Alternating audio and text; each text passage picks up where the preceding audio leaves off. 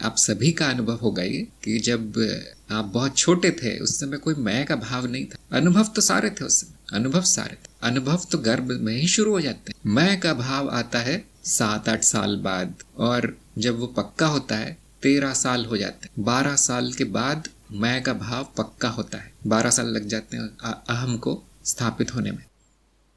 उसके बाद मैं ही मैं होता है उसके बाद 80-90 साल की आयु हो जाए तो वो जाने लगता है। आपने देखा ही होगा, बूढ़े लोग बच्चों जैसे होने लगते।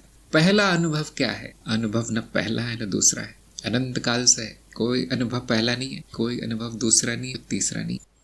अनुभव कर्ता अनुभव का कारण नहीं है, और अनुभव अनुभव कर्ता का कारण नहीं है। दोनों कारणहीन है, दोनों अकारण है।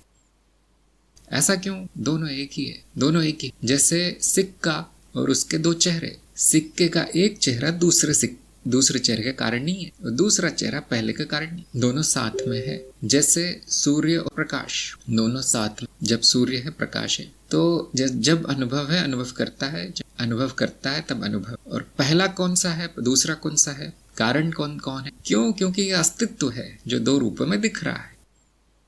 अस्तित्व है, दृष्टिकोण है देखने के अस्तित्व को दो रूपों में। जैसे आप सोने के गहने को सोने के रूप में भी देख सकते हैं और गहने के रूप में भी देख सकते हैं। हाँ, ये अंगूठी है, नाम रूप, ये सोना है, तत्व। इसी तरह से अस्तित्व को दो रूपों में देख सकते हैं। हाँ, ये अनुभव है जो नाम रूप है। हाँ, ये अनुभव करता है, वो तत्व है। एक ही चीज को दो नाम दो रूप दिए गए। ये है चित्त की विभाजन वृत्ति। जब वो गहने को सोने और अंगूठी में विभाजित कर देता है चित्त, वो है चित्त की विभाजन वृत्ति। नाम रूप को तत्व से अलग कर देना ये चित्त का काम है। नाम रूप कभी तत्व से अलग मिलते नहीं है, एक साथ मिलते हैं। अंगूठी और सोना एक साथ मिलेंगे। बिना रूप के सोने के दर्शन नहीं होते, और बिना सोने के रूप नहीं होता। इसी तरह से बिना अनुभव के अनुभव करता नहीं होता, बिना अनुभव करता के अनुभव नहीं होता। लेकिन एक दूसरे का कारण नहीं है। एक ही अस्तित्व को दो दृष्टिकोण से देखा जा रहा है। एक का दो कर देना चित्त वृत्ति है, चित्त की विभाजन वृत्ति है। और ये ऐसा क्यों करता है चित्त? क्योंकि इसके अलावा कोई तरीका नहीं है जानने का। इसके अलावा ज्ञान का कोई तरीका नहीं। विभाजन से ही ज्ञान होता है, नाम रूप अलग कर देने से ही ज्ञान होता है। यदि आप अस्तित्व को अपने पूर्ण रूप में अनुभव करने का प्रयास करें तो अनुभव शून्य होगा। अद्वैत में कोई अनुभव नहीं, अद्वैत में कोई अनुभव करता भी नहीं। दोनों विलीन हो गए, दोनों एक हो गए, और वो शून्यता है, वो अज्ञेय है, उसको नहीं जाना जा सकता वो क्या है। जब भी अस्तित्व का ज्ञान होगा द्वैत रूप में होगा। इसलिए कुछ लोग वहां पर सत्य कह के रुक गए। इसलिए वो जो अस्तित्व है उसको एक भी नहीं कहा गया, उसको अद्वैत कहा गया कि दो नहीं है इतना मैं जान सकता हूँ, दो नहीं है इतना जाना जा सकता। वो एक क्या है वो नहीं जाना, उसका अनुभव ही नहीं होता, वह अनुभव करता भी नहीं। समाधि अवस्था, और वो अवस्था हमेशा है, जैसे पानी और लहरें हमेशा है। तो अस्तित्व हुआ नहीं जा सकता, वो पहले से है। समाधि पहले से है, उस पर अज्ञान का पर्दा पड़ गया है। जो भी है उसको कुछ और मान लिया गया है, इसे कहते हैं अज्ञान। जब ये अज्ञान हट जाता है, जो जैसा है वैसा दिखता है, वो ज्ञान है। इतना सा है ज्ञान मार्ग, इतना सा है।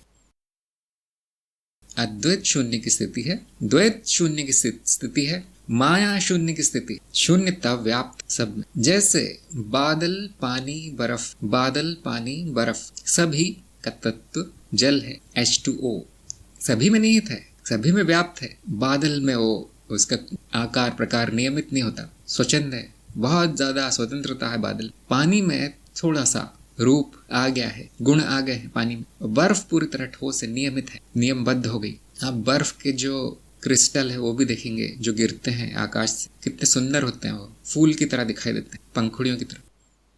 सभी में तो जल ही है। इसी तरह से जो भी है वो सब शून्य है, सब शून्य है। यदि वह आप अद्वैत के स्तर पर है जहाँ अनुभव क्रिया है, अनुभव क्रिया में स्थित है, तो आपको पता चलेगा वो शून्य है। उतना ज्ञान हो सकता है, वो क्या है वो नहीं पता चले, क्या था वो पता नहीं चलता, उसकी स्मृति भी नहीं होती। इतना ही होता है कि कुछ था जो कि बहुत आनंददायी था, जिसमें कि शुद्ध आनंद और शांति थी, इतना ही होता है, उसकी कोई स्मृति नहीं होती।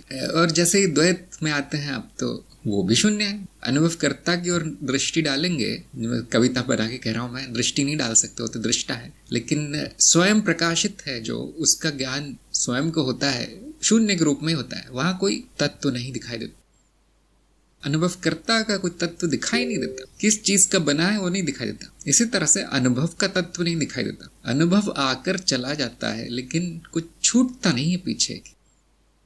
किसका बना है वो, क्या है जिसका वो अनुभव बना है। जैसे मैं उदाहरण देता हूँ कि घड़े के टूटने के बाद मिट्टी बच जाती है। जब वो टूट जाता है, जब उसके कण कण बिखर जाते हैं, अरे ये तो मिट्टी का बना था। लेकिन जब अनुभव आके चला जाता है, जब अनुभव नष्ट हो जाता है, तो कुछ नहीं बचता, उसका कुछ भी नहीं बचता। बहुत से लोग कहेंगे स्मृति बचती है, स्मृति भी आके चली जाती है, उसका भी कुछ नहीं बचता। स्मृति का तत्व भी शून्य है। हमें स्मृति नहीं दिखाई देती कभी, स्मृति अवधारणा है, स्मृति कल्पना है, हमें अनुभव ही दिखाई देता है। स्मृति का अनुभव क्या है? विचार, शब्द, दृश्य, आवाज, ये स्मृति का अनुभव है। स्मृति चलती है चित्रों की तरह चित्त में। स्मृति क्या है वो नहीं दिखाई देता, उनका तत्व शून्य है। स्मृति की धारणा इसलिए है क्योंकि एक जैसा अनुभव बार बार दोहरा सकता है। वो दोहराता है और वो इंद्रियों से नहीं आ रहा है, उसको स्मृति कह दिया जाता है। इंद्रियों से जो आ रहा है वो भी दोहराता है, लेकिन आम जनता जानती नहीं वो क्या है। ज्ञानी जानता है वो भी स्मृति है, जगत भी स्मृति है, इसमें भी दोहराव है। जगत का तत्व भी शून्य है। ये ज्ञानी की दृष्टि से देखा जा सकता है, जिसको ज्ञान हुआ है वो देख सकता है। इस तरह से अनुभव और अनुभवकर्ता का तत्व शून्य आता है। क्यों? क्योंकि अस्तित्व ही वो है, शून्य है। अब हम शून्य कहते हैं, हम ये नहीं कहते कुछ नहीं है, हम कहते खाली है, लेकिन ये कभी नहीं कहते कि वो है नहीं। अस्तित्व का अर्थ है जो है, अस्ति। बड़ी विचित्र सी बात है। इसको खाली कहा जाता है, उसको शून्य कहा जाता है, उसको ऐसा नहीं कहा जाता कि है ही नहीं। क्यों? क्यों कुछ है वहां पे। क्या है? अनुभव करता है, अनुभव है। अस्तित्व इसी रूप में दिखता है, और कहीं अस्तित्व है नहीं, और कुछ है नहीं, और कोई रूप है नहीं उसका, और कोई दृष्टिकोण है नहीं। अस्तित्व हमेशा अनुभव और अनुभवकर्ता के रूप में ही दिखता है, कैसा भी अनुभव हो। और अनुभवकर्ता तो खैर बदलता ही नहीं। कुछ लोग ये कहेंगे कि अनुभव जाने के बाद अनुभव करता रह जाता है, जैसे घड़ा टूटने के बाद मिट्टी रह जाती है, अनुभव जाने के बाद अनुभव करता रह जाता है, तो अनुभव करता तत्व हो गया अनुभव। तो बहुत अच्छी बात है, बहुत सुंदर बात है कि मैं ही तत्व हूँ, और इसीलिए अस्तित्व का तत्व अनुभव करता आता है। लेकिन अनुभव करता का तत्व शून्य आता है। इसलिए परम शब्दों में कहा जाए तो शून्य शून्य है, बस। शून्य को अपने ही दर्शन हो रहे हैं माया रूप में, क्योंकि वो शून्य है, सत्य नहीं हो सकता, वहां कोई सत्य नहीं संभव है, इसलिए माया रूप में दर्शन होता है। सभी संभावना है वहां, खालीपन में सब कुछ है। अब आप देखिए बुद्धि के ऊपर हो गया, देखिए यहाँ बुद्धि नहीं काम करती है, विरोधाभासी लगता, तो ये बुद्धि की सीमा है। यहाँ पे समर्पण आवश्यक है। यहाँ पे आप बुद्धि को चलाएंगे तो ऐसा है चलाना बुद्धि को जैसे कार को न्यूट्रल में रख के एक्सीलेटर दबाना, कहीं जाएगी नहीं, बस शोर करेगी, बस पेट्रोल खाएगी, इंजन खराब होगा। इसलिए ज्ञान मार्ग आपको समर्पण की ओर ले जाता है। ये समर्पण वो है जो ना जानने की स्थिति। ये ना जानना जानने से बहुत ऊंचा है, अज्ञेयता ज्ञान से बहुत ऊपर है। मैंने देखा बहुत से लोग फिर भी सोचते रहते हैं, हाँ शून्य, फिर भी सोचते रहते हैं उसके ऊपर। तो ये अज्ञान का फल है, ये अज्ञान के कारण हो रहा है कि बुद्धि के द्वारा कुछ जान लूं, बुद्धि के द्वारा जाना गया उतना काफी है, अब क्या सोचना उसके बारे में। अब होना है, आप अस्तित्व हैं, आप अनुभव करता है, अब वैसे रहिए।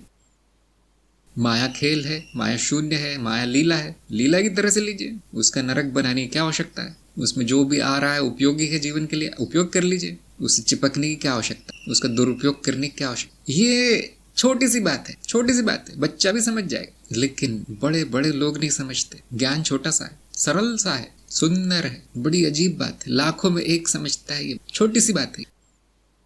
इसी को हम कहते हैं माया का फेर। माया ने सबके आंखों पे पट्टी बांध रखी है काली, और सबके गले में फंदा डाल रखा है। ऐसा हो रहा है, ऐसा हो रहा है। जब आप ये देखते हैं, जब आप बाहर आते हैं अज्ञान से, जब फंदा कटता है, पट्टी हटती है आंखों की, जो माया की कृपा है, जो देवी की कृपा है, तो आपका मन करता है मैं सभी को ये बताऊं, सभी को दिखाऊं। यह है गुरु भाविता। गुरु यही कर रहा है, बस और कुछ नहीं। आपको आईना दिखाता है गुरु, बस देख लो कौन हो।